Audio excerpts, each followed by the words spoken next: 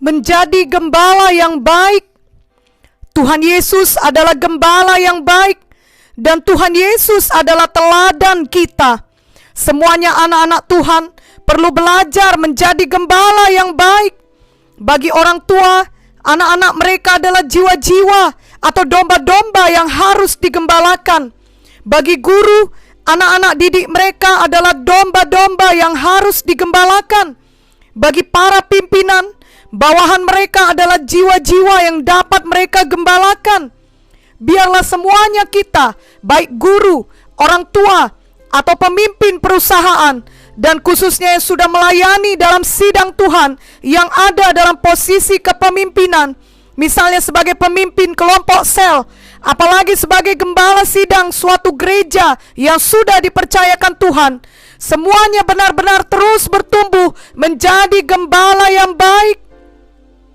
Marilah kita membaca dari Yohanes 21 ayat 15 sampai 17. Sesudah Tuhan Yesus bangkit dari kematian dan sebelum ia naik ke sorga, Tuhan Yesus berkata kepada Simon Petrus sampai 3 kali, "Simon, anak Yohanes, apakah engkau mengasihi aku?" Simon menjawabnya, "Engkau tahu bahwa aku mengasihi engkau." Dan Tuhan berkata kepada Petrus untuk tiap-tiap jawaban Petrus, "Gembalakanlah domba-dombaku." Jika kita mengasihi Tuhan, maka haruslah kita mau menggembalakan domba-domba Tuhan yang dipercayakan Tuhan kepada kita. Dalam hidup kita ini, kita dipercayakan Tuhan untuk menggembalakan domba Tuhan sesuai dengan panggilan Tuhan kepada kita masing-masing. Mari kita baca juga Keluaran 18 ayat 13 sampai 26. Keesokan harinya duduklah Musa mengadili di antara bangsa itu, dan bangsa itu berdiri di depan Musa dari pagi sampai petang. Ketika mertua Musa melihat segala yang dilakukannya kepada bangsa itu, berkatalah ia, "Apakah ini yang kau lakukan kepada bangsa itu? Mengapakah engkau seorang diri saja yang duduk, sedang seluruh bangsa itu berdiri di depanmu dari pagi sampai petang?" Kata Musa kepada mertuanya itu, "Sebab bangsa ini datang kepadaku untuk menanyakan petunjuk Allah. Apabila ada perkara di antara mereka, maka mereka datang kepadaku, dan aku mengadili antara yang seorang dan yang lain. Lagi pula aku memberitahukan kepada mereka ketetapan-ketetapan dan keputusan-keputusan Allah."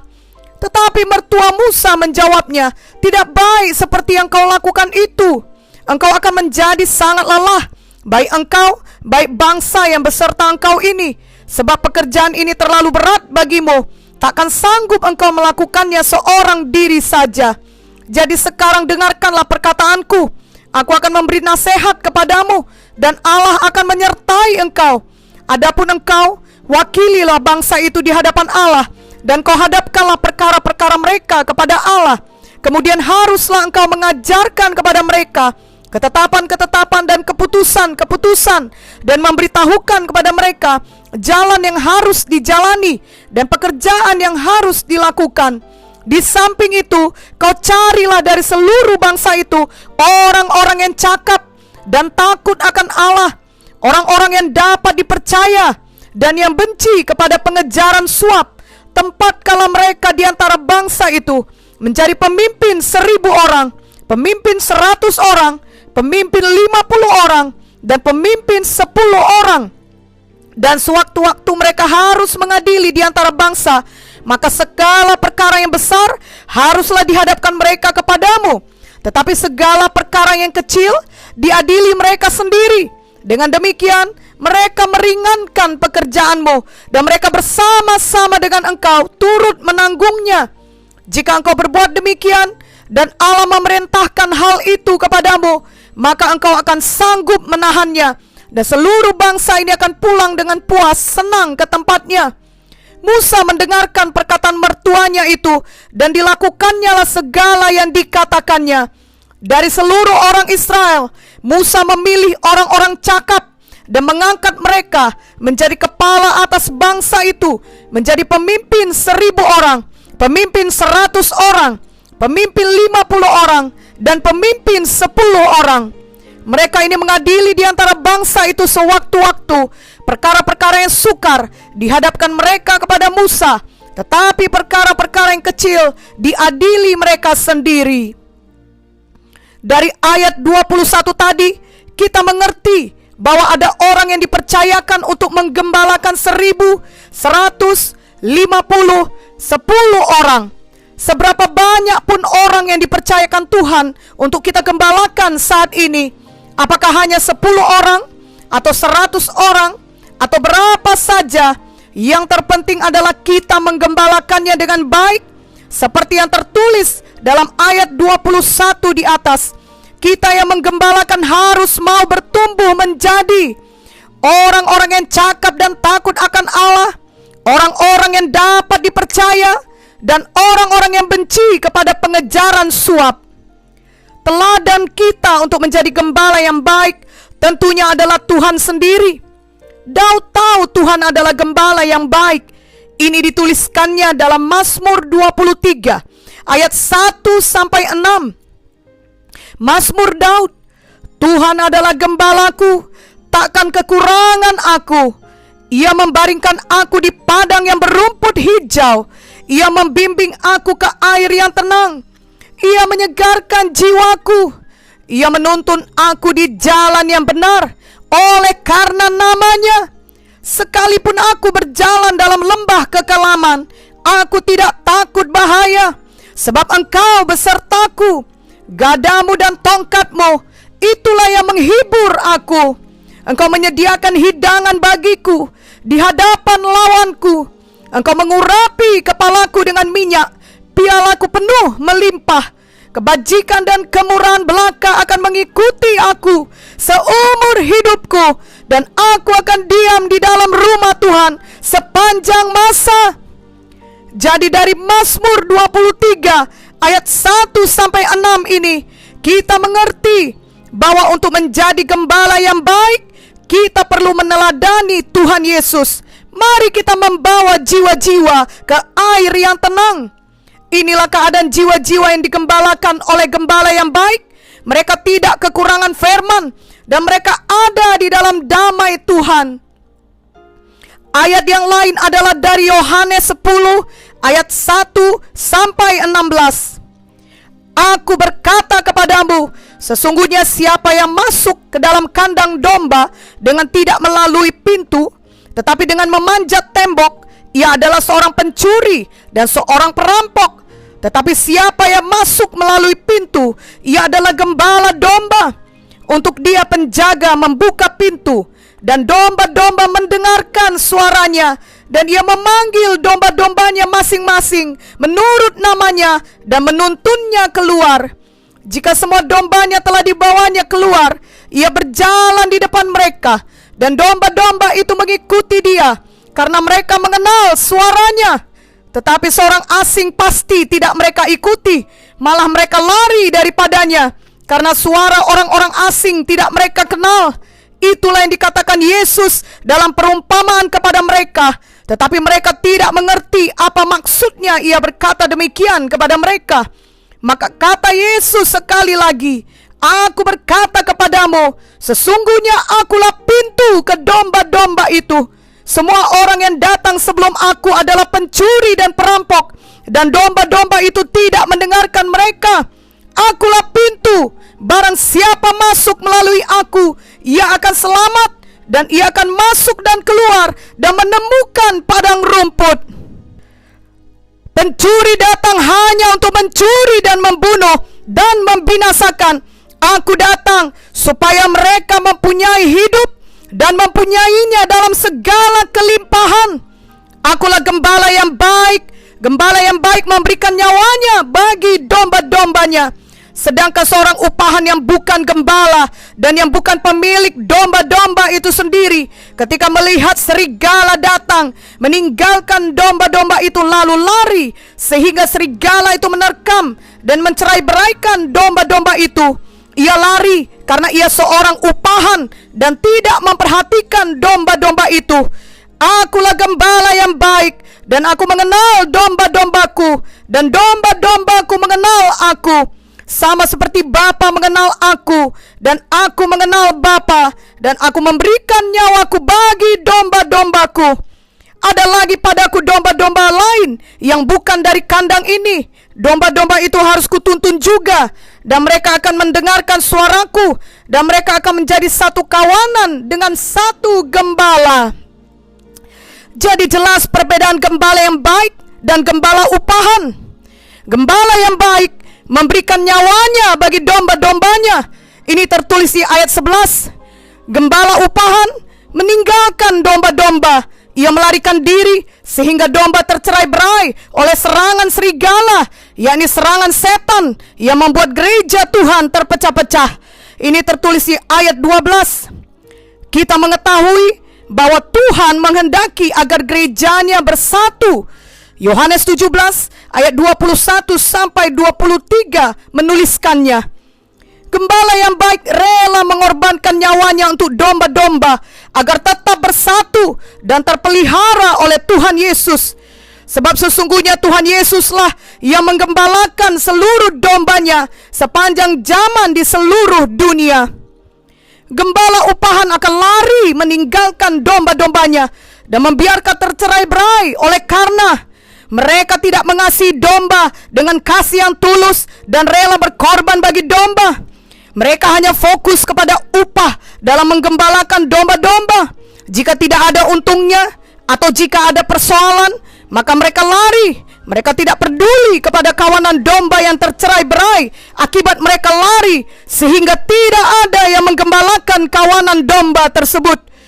Tuhan Yesus adalah gembala yang baik yang telah mati bagi kita semua domba-dombanya dan menghimpun kita dalam satu kawanan untuk digembalakan dengan baik, seperti kata Tuhan dalam 2 ayat di atas, yakni dalam Yohanes 21 ayat 15 sampai 17 dan Mazmur 23 ayat 1 sampai 6.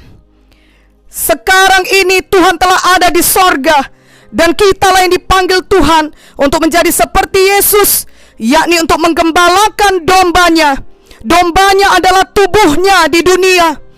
Biarlah kita semua, terutama pemimpin-pemimpin dalam setiap sidang Tuhan, benar-benar menjadi gembala yang baik, yang bersungguh-sungguh hati untuk menjadi seperti Yesus, yang rela berkorban bagi domba dan tidak pernah lari dan menyebabkan domba tercerai-berai. Kita tidak sempurna seperti Tuhan Yesus. Semua manusia sehebat apapun pasti mempunyai kekurangan, namun Tuhan melihat hati kita. Biarlah hati kita selalu mau bertobat dan bertumbuh untuk memiliki karakter gembala yang baik. Firman Tuhan menerangkan dalam 1 Petrus 5 bagaimana sesungguhnya karakter seorang gembala dalam satu sidang Tuhan, agar kelak mendapat upah kekal yang telah disediakan Tuhan di sorga bagi mereka. Marilah kita membaca 1 Petrus 5 ayat 1 sampai 4. Aku menasehatkan para penatua di antara kamu, aku sebagai teman penatua dan saksi penderitaan Kristus, yang juga akan mendapat bagian dalam kemuliaan yang akan dinyatakan kelak. Gembalakanlah kawanan domba Allah yang ada padamu, jangan dengan paksa, tetapi dengan sukarela, sesuai dengan kehendak Allah. Dan jangan karena mau mencari keuntungan, tetapi dengan pengabdian diri.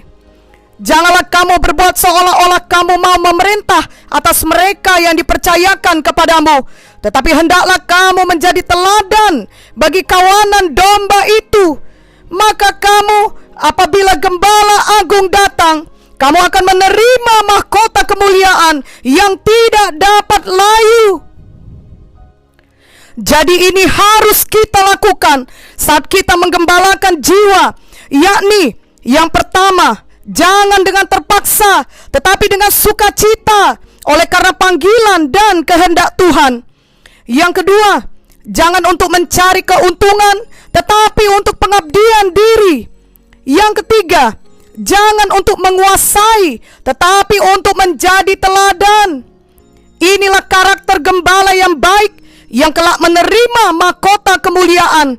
Kiranya setiap orang tua, setiap pimpinan, setiap gembala dalam satu sidang, setiap anak-anak Tuhan mempraktekkan ini.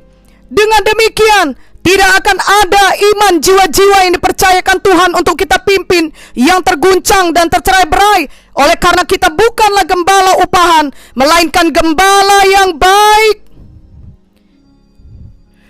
Beberapa tahun lalu terjadi beberapa kali peristiwa yang mengancam keluarga kami. Banyak orang kemudian menyebutnya dengan peristiwa penembakan dan pemboman. Ketika itu terjadi, seluruh hidup kami mengalami perubahan, termasuk dalam hal pelayanan kami. Disampaikan bahwa untuk waktu yang tidak dapat ditentukan, Bapak Pendeta Dr. Benjamin Munte atau Bapak Munte tidak dapat lagi mengadakan ibadah KKR atau kebaktian kebangunan rohani. Bahkan untuk hal-hal yang rutin seperti melayani di ibadah minggu, ibadah training kepemimpinan atau apa saja harus dilakukan dengan pengawalan dari polisi. Ada banyak tawaran datang dari sesama hamba Tuhan di luar negeri bagi Bapak Munte untuk menyelamatkan diri dan keluarga. Mereka berkata yang penting pastikan aman lebih dahulu supaya dapat melanjutkan kehidupan dan kemudian bahkan bisa melayani di luar negeri. Ada juga yang memberikan masukan untuk meninggalkan pelayanan demi keamanan. Tentunya maksud mereka semua adalah baik. Namun Bapak Munte tahu bahwa tempat yang paling aman adalah di dalam kehendak Tuhan. Bapak Munte memilih tetap melayani. Bapak Munte memilih tidak keluar negeri. Bapak Munte memilih tetap tinggal di Medan. Bapak Munte tidak mau meninggalkan domba-domba Tuhan yang dipercayakan kepadanya, baik sidang Tuhan di Medan dengan cabang-cabang di seluruh Indonesia. Saat itu tidak ada jaminan bahwa situasi akan bertambah baik. Tidak ada yang tahu sampai kapan keadaan seperti itu akan berlangsung. Puji Tuhan, Tuhan sudah memimpin Bapak Munte sejak awal memulai pelayanan dengan sistem kelompok sel, sehingga apapun yang terjadi, anak-anak Tuhan sudah diajari untuk dapat beribadah bersama dalam kelompok-kelompok kecil. Dan bagi semua anak-anak Tuhan yang lahir baru, hal pertama yang diajarkan adalah untuk berdoa dan membaca firman Tuhan setiap hari. Hal ini selalu diajarkan di training dasar rohani Kristen. Dengan dasar yang teguh seperti itu dan dengan kasih karunia Tuhan, maka walau tidak ada KKR dilakukan, namun sistem kelompok sel atau KKS tetap berjalan dengan baik. Banyak pemimpin kelompok sel yang melihat teladan Bapak Munte sebagai gembala yang baik, yang rela menyerahkan nyawa bagi domba-domba Tuhan. Itu menggerakkan mereka juga untuk membuat pilihan yang benar, yakni menjadi gembala yang baik bagi jiwa-jiwa di kelompok sel mereka. Setelah beberapa tahun kemudian, keadaan itu berubah, dan sebagai akibatnya pelayanan KKR dan semua pelayanan lainnya dapat dilakukan lagi seperti sebelumnya. Dalam situasi pandemi virus COVID-19 saat ini, kita juga belum dapat melakukan KKR, bahkan belum dapat berkumpul beribadah dalam jumlah besar pada hari Minggu. Namun dengan sistem kelompok sel, kita semua dapat tetap beribadah di rumah-rumah dengan menerapkan protokol kesehatan. Apalagi di zaman sekarang ini, sudah ada kemajuan teknologi melebihi waktu yang lalu, yang semuanya dapat digunakan untuk pelebaran kerajaan sorga. Juga tentunya kita masing-masing dapat berdoa dan membaca firman di rumah kita masing-masing. Janganlah kita memilih untuk mundur secara rohani. Justru mari kita semakin giat hidup untuk Tuhan Yesus. Oleh karena belum semua orang mengerti akan hal itu. Itu sebabnya mereka yang Tuhan berikan berada dalam jangkauan kita, dan mereka yang mau mendengar kita perlu digembalakan dengan baik, perlu diajari, perlu dituntun dalam kebenaran firman Tuhan. Marilah kita mau menjadi gembala yang baik bagi mereka dengan hati yang tulus, seperti firman Tuhan dalam 1 Petrus 5 tadi. Biarlah kita menggembalakan dengan sukarela oleh karena panggilan dan kehendak Tuhan bagi kita. Kita tidak mencari keuntungan, tetapi mengabdikan diri, dan bahkan kita rela mengorbankan nyawa seperti Tuhan Yesus dan bukan seperti gembala upahan. Juga marilah kita hidup untuk mengasihi dan bukan untuk menguasai orang-orang yang dipercayakan Tuhan kepada kita untuk digembalakan. Mari kita senantiasa mengingat Yohanes 21 ayat 17. Kata Yesus kepadanya untuk ketiga kalinya, "Simon anak Yohanes, apakah engkau mengasihi aku?" Maka sedih hati Petrus karena Yesus berkata untuk ketiga kalinya, "Apakah engkau mengasihi aku?" Dan ia berkata kepadanya, "Tuhan, engkau tahu segala sesuatu. Engkau tahu bahwa aku mengasihi engkau." Kata Yesus kepadanya, "Gembalakanlah domba-dombaku." Biarlah dengan rendah hati kita hidup menjadi teladan dan memberkati jiwa-jiwa yang kita layani. Dan marilah kita sungguh-sungguh mengasihi Tuhan dengan segenap hati kita, dengan senantiasa menjadi gembala yang baik bagi domba-dombanya. Amin.